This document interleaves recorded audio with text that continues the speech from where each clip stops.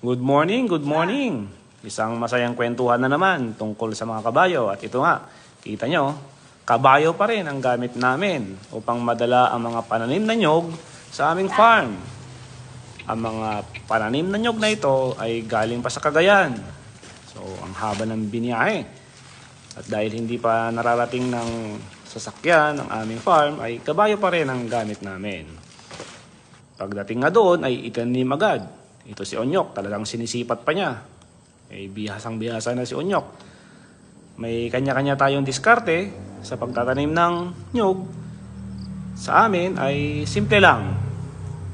Hindi komplikado at tingin ko naman ay epektibo.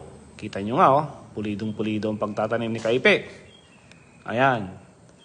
Ang pangalan ng farm namin ay Standard Organic Farm na matatagpuan sa Gumaca, Quezon. At abangan natin ang mga susunod na mangyayari sa aming mga tanim. Salamat!